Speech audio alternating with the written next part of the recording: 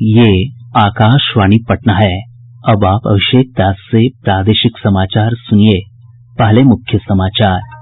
देश आज 74वां स्वतंत्रता दिवस मना रहा है। प्रधानमंत्री नरेंद्र मोदी ने लगातार 7वीं बार लाल किले की प्राचीर से तिरंगा फहराया। श्री मोदी ने आत्मनिर्भर भारत का संकल्प दोहराया। सभी नागरिकों को स्वास्थ्य पहचान पत्र उपलब्ध कराने की राष्ट्रीय डिजिटल स्वास्थ्य मिशन का शुभारंभ किया।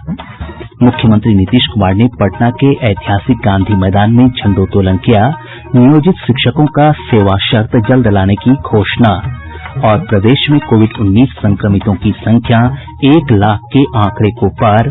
3,536 नए मामलों की पुष्टि के साथ ही संक्रमितों की संख्या बढ़कर 1,01,906 हुई। अब समाचार विस्तार से। देश आज 74वां स्वतंत्रता दिवस मना रहा है। इस अवसर पर प्रधानमंत्री नरेंद्र मोदी ने लाल किले की प्राचीर से लगातार 7वीं बार झंडोत्तोलन किया और देशवासियों को संबोधित किया। श्री मोदी ने कहा कि कोविड-19 महामारी के बीच देशवासियों ने आत्मनिर्भर भारत बनाने का संकल्प लिया है और उन्हें पूरा विश्वास है कि भारत आत्मनिर्भर बनेगा। कोरोना वैश्विक महामारी के बीच 130 करोड़ भारतीयों ने संकल्प लिया। संकल्प आत्मनिर्भर बनने का। और आत्मनिर्भर भारत आज हर हिन्दुस्तान के मन मस्तिष्क में छाया हुआ है। आत्मनिर्भर भारत ये सपना संकल्प में परिवर्तित देख रहे हैं। आत्मनिर्भर भारत ये एक प्रकार से शब्द नहीं, ये आज 130 करोड़ देशवासियों के लिए मंत्र बन गया है। श्री मोदी ने एक बार फिर वोकल फॉर लोकल का आह्वान किया और कहा कि भारत को मेक इन इंडिया के साथ साथ मेक फॉर द वर्ल्ड के मंत्र के साथ आगे बढ़ना होगा। वोकल फॉर लोकल, हमारे जो स्थानीय उत्पाद है उसका हमने गौरवगान करना है। हम अपनी चीजों का गौरवगान नहीं करेंगे तो उसको अच्छा बनने का अवसर भी नहीं मिलेगा, उसकी हिम्मत नहीं बढ़ेगी। आइए हम मिलकर के संकल्प लें। आजादी के 75 साल के पर्व की ओर जब कदम रख रहे हैं तब वोकल फॉर लोकल का जीवन मंत्र बन जाए और हम मिलकर के भारत की उस ताकत को हम बढ़ावा दे दें। प्रधानमंत्री ने कहा कि भारत आतंकवाद और विस्तारवाद का प्रभावी रूप से मुकाबला कर रहा है। उन्होंने कहा कि जिन्होंने भारत की संप्रभुता को चुनौती दी है उन्हें उनकी भाषा में समुचित जवाब दिया गया है। एलओसी से लेकर एलएसी तक देश की संप्रभुता पर जिस किसी ने आंख उठाई, देश की सेना ने, हमारे वीर जवानों ने उसका उसी की भाषा में जवाब दिया। भारत की संप्रभुता की रक्षा के लिए पूरा देश एक जोश से भरा हुआ संकल्प से प्रेरित है। इस संकल्प के लिए हमारे वीर जवान क्या कर सकते हैं, देश क्या कर सकता है, ये लद्दाख में दुनिया ने देख लिया है। प्रधानमंत्री ने कहा कि देश के समग्र ढांचागत विकास को नई दिशा देने की आवश्यकता है ताकि भारत तेजी से आधुनिकता की तरफ बढ़ सके। उन्होंने कहा कि राष्ट्रीय अवसंरचना पाइपलाइन परियोजना से यह लक्ष्य हासिल होगा। प्रधानमंत्री ने कहा कि देश के किसानों को आधुनिक ढांचागत सुविधाएं प्रदान करने के लिए 1 लाख करोड़ रुपए का कृषि अवसंरचना कोष बनाया गया है। हमने किसान की आय को बढ़ाने के लिए अनेक वैकल्पिक चीजों को भी बल दिया है। उसके किसानी में इनपुट कॉस्ट कैसे कम हो, सोलार पंप, उसको डीजल पंप से मुक्ति कैसे दिला दे, अन्नदाता ऊर्जादाता कैसे बने, मधुमक्खी पालन हो, फिशरीज हो, पोल्ट्री हो, ऐसे अनेक चीजें उसके साथ जुड़ जाएं ताकि उसकी आय दोगुना हो जाए। नई शिक्षा नीति का जिक्र करते हुए प्रधानमंत्री ने कहा कि यह नीति विद्यार्थियों को उनके जड़ों से जोड़ेगी। समृद्ध और खुशहाल भारत के निर्माण में देश की शिक्षा का बहुत बड़ा महत्व है। इसी सोच के साथ देश को 3 दशक के बाद नई राष्ट्रीय शिक्षा नीति देने में हम आज यशस्वी हुए हैं और हिन्दुस्तान के हर कोने में इसकी स्वागत के समाचार एक नई ऊर्जा, नई विश्वास दे रहे हैं। ये राष्ट्रीय शिक्षा नीति हमारे विद्यार्थियों को जड़ से जोड़ेगी, लेकिन साथ साथ उसको एक ग्लोबल सिटीजन बनाने का भी पूरा सामर्थ्य देगी। श्री मोदी ने कहा कि आत्मनिर्भर राष्ट्र बनाने में डिजिटल इंडिया की भी महत्वपूर्ण भूमिका है। उन्होंने कहा कि वर्ष 2014 से पहले देश में केवल 5 दर्जन पंचायतें ऑप्टिकल फाइबर से जुड़ी थीं। गत 5 वर्ष में 2 लाख ग्राम पंचायतों तक ऑप्टिकल फाइबर नेटवर्क पहुंच चुका है। सभी पंचायतों में पहुंचने के लक्ष्य के साथ हमने काम शुरू किया था। जो 1 लाख पंचायतें बाकी हैं, वहां भी तेजी से काम चल रहा है। लेकिन बदली पड़ी हुई परिस्थिति में गांव की भी डिजिटल इंडिया में भागीदारी अनिवार्य बन गई। गांव के लोगों को भी इस प्रकार की ऑनलाइन सुविधाओं की जरूरत बढ़ गई है। अब हमने तय किया है कि सभी 6 लाख से ज्यादा जो हमारे गांव हैं, उन सभी गांवों में ऑप्टिकल फाइबर नेटवर्क पहुंचाया जाएगा। श्री मोदी ने जोर देकर कहा कि आत्मनिर्भर भारत में महिला सशक्तिकरण की महत्वपूर्ण भूमिका है। उन्होंने कहा कि देश में खोले गए 40 करोड़ जनधन खातों में से लगभग 22 लाख करोड़ खाते महिलाओं के हैं। श्री मोदी ने कहा कि इस वर्ष अप्रैल, मई और जून में लगभग 30,000 करोड़ रुपए महिलाओं के खाते में भेजे गए। करोड़ों गरीब परिवारों को मुफ्त गैस सिलेंडर पहुंचना, राशन कार्ड हो या न हो, 80 करोड़ से ज्यादा मेरे देशवासियों को उनके घर का चूल्हा जलता रहे। 80 करोड़ देशवासियों को मुफ्त में अनाज पहुंचाने का काम हो। 90,000 करोड़ रुपए से ज्यादा सीधे बैंक खाते में पैसे ट्रांसफर हो।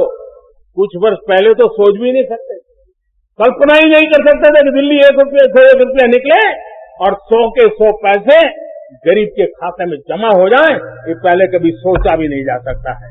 प्रधानमंत्री ने आज से राष्ट्रीय डिजिटल स्वास्थ्य मिशन की भी शुरुआत की। आज से नेशनल डिजिटल हेल्थ मिशन, उसका भी आरंभ किया जा रहा है। भारत के हेल्थ सेक्टर में ये एक नई क्रांति ले आएगा।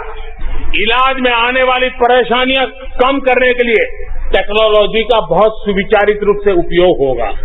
प्रत्येक भारतीय को हेल्थ आईडी दी जाएगी। ये हेल्थ आईडी प्रत्येक भारतीय के स्वास्थ्य खाते की तरह काम करेगी। आपके हर टेस्ट, हर बीमारी, आपको किस डॉक्टर के पास कौन सी दवा ली थी, उनका क्या डायग्नोसिस था, कब दी थी, आपकी रिपोर्ट क्या थी, ये सारी जानकारी इस एक हेल्थ आईडी में आपको समाहित की जाएगी। श्री मोदी ने बताया कि भारत में कोरोना की 3 वैक्सीन परीक्षण के विभिन्न स्तरों पर है और वैज्ञानिकों की मंजूरी मिलने के बाद इनका बड़े पैमाने पर उत्पादन शुरू हो जाएगा। भारत में 3 वैक्सीन उसके टेस्टिंग के अलग अलग चरण में है। वैज्ञानिकों से जब हरी झंडी मिल जाएगी, बड़े पैमाने पर प्रोडक्शन होगा और तेजी से प्रोडक्शन के साथ वैक्सीन हर भारतीय तक कम से कम समय में कैसे पहुंचे, उसका खाका भी तैयार है, उसका रूपरेखा भी तैयार है। श्री मोदी ने यह भी कहा कि देश के चुने गए 100 शहरों में प्रदूषण कम करने के लिए समग्र दृष्टिकोण के साथ विशेष अभियान चलाए जाने पर भी कार्य हो रहा है। उन्होंने कहा कि भारत अपनी जैव विविधता के संरक्षण और संवर्धन के लिए प्रतिबद्ध है। प्रादेशिक समाचार आप आकाशवाणी पटना से सुन रहे हैं। पूरे प्रदेश में स्वतंत्रता दिवस समारोह पूर्वक मनाया जा रहा है। मुख्य राजकीय समारोह पटना के गांधी मैदान में आयोजित हुआ, जहां मुख्यमंत्री नीतीश कुमार ने तिरंगा फहराया। इस अवसर पर अपने संबोधन में श्री कुमार ने कहा कि सरकार सामाजिक न्याय के साथ विकास के पथ पर बढ़ रही है। उन्होंने कहा कि नियोजित शिक्षकों को जल्द ही सेवा शर्त की सुविधाएं मिलने लगेगी। राज्य के पंचायती राज संस्थान एवं नगर निकाय के शिक्षकों के सेवा शर्तों को बेहतर बनाने के लिए शीघ्र नई सेवा शर्त नियमावली लागू की जाएगी और इनके सामाजिक सुरक्षा के लिए उन्हें कर्मचारी भविष्य निधि, इम्प्लॉय प्रोविडेंट फंड ईपीएफ का लाभ दिया जाएगा। ये हम लोगों ने तय कर दिया है और ये सब इसके लिए नियमावली बन रही है। बहुत जल्दी अब इसके बारे में सब कुछ का जो औपचारिक निर्णय है वह भी कुछ ही दिनों के अंदर हो जाएगा। मुख्यमंत्री ने कहा कि राज्य सरकार बाढ़ प्रभावित लोगों की सहायता के लिए प्रतिबद्ध है। श्री कुमार ने कहा कि राज्य सरकार ने कोरोना महामारी को रोकने के लिए जांच प्रक्रिया तेज कर दी है। उन्होंने कहा कि प्रतिदिन 1,20,000 जांच की जा रही है। मुख्यमंत्री ने कहा कि कोरोना से ठीक हुए लोग यदि प्लाज्मा डोनेट करते हैं तो उन्हें सरकार 5,000 रुपए पुरस्कार स्वरूप देगी। समारोह में मुख्यमंत्री ने कोरोना योद्धाओं, डॉक्टर, स्वास्थ्यकर्मी, सफाई कर्मी, पुलिसकर्मी और प्लाज्मा डोनर को सम्मानित किया। इधर जिला मुख्यालयों से हमारे संवाददाताओं ने बताया है कि कोरोना संकट के कारण इस बार स्वतंत्रता दिवस सादे समारोह में आयोजित किया गया। प्रमंडल मुख्यालय में प्रमंडलीय आयुक्त और जिला मुख्यालय में जिलाधिकारियों ने तिरंगा फहराया। इस अवसर पर सभी जिलों में कोरोना योद्धाओं को सम्मानित किया गया। इस बार झंडोत्तोलन समारोह में आम लोगों का प्रवेश प्रतिबंधित था। इधर विभिन्न सरकारी कार्यालय, राजनीतिक दलों के कार्यालय और विद्यालयों में झंडोत्तोलन हुआ।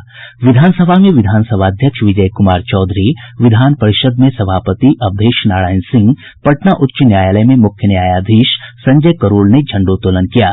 भाजपा कार्यालय में प्रदेश अध्यक्ष डॉक्टर संजय जायसवाल, जदयू कार्यालय में प्रदेश अध्यक्ष वशिष्ठ नारायण सिंह, राजद कार्यालय में जगदानंद सिंह और कांग्रेस कार्यालय में मदन मोहन झा ने तिरंगा फहराया।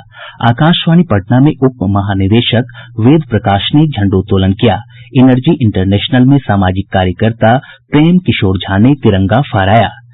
प्रदेश में कोविड-19 संक्रमितों की संख्या 1 लाख के आंकड़े को पार कर गई है। पिछले 24 घंटों में 3,536 नये मामलों की पुष्टि के साथ ही संक्रमितों की संख्या 1,01,906 हो गई। स्वास्थ्य विभाग के अनुसार आज सबसे अधिक 493 मामले पटना जिले से सामने आये हैं।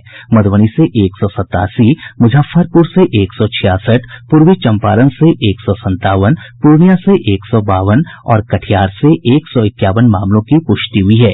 अन्य जिलों से भी पॉजिटिव मामले सामने आये हैं। स्वास्थ्य विभाग के सचिव लोकेश कुमार सिंह ने बताया कि पिछले 24 घंटों में 3,368 मरीजों को उपचार के बाद छुट्टी दी गई। स्वस्थ होने वालों की संख्या बढ़कर 68,675 हो गई है। स्वस्थ होने की दर 67.39% है।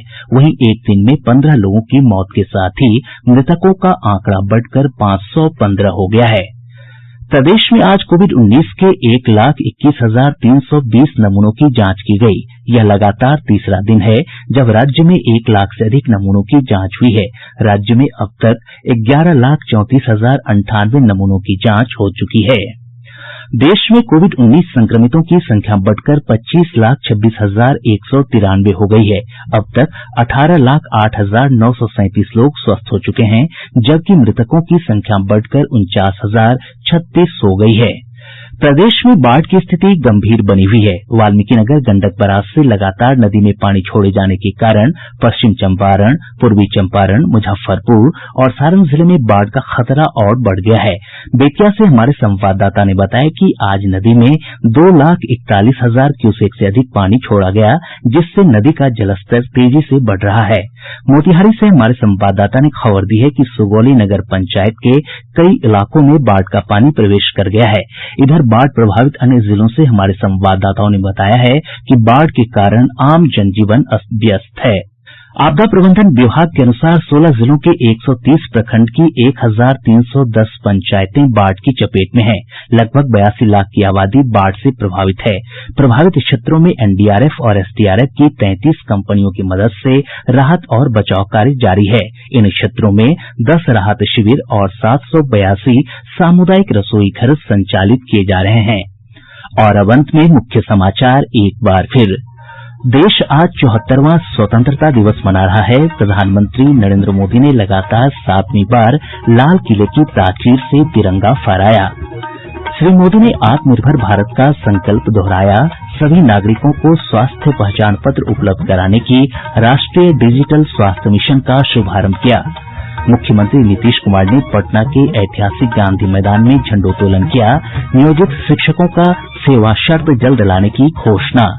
और प्रदेश में कोविड-19 संक्रमितों की संख्या 1 लाख के आंकड़े को पार, 3,536 नए मामलों की पुष्टि के साथ ही संक्रमितों की संख्या बढ़कर 1,01,906 हुई। इसके साथ ही आकाशवाणी पटना से प्रसारित प्रादेशिक समाचार का ये अंक समाप्त हुआ। घर में रहिए, सुरक्षित रहिए और सुनते रहिए आकाशवाणी।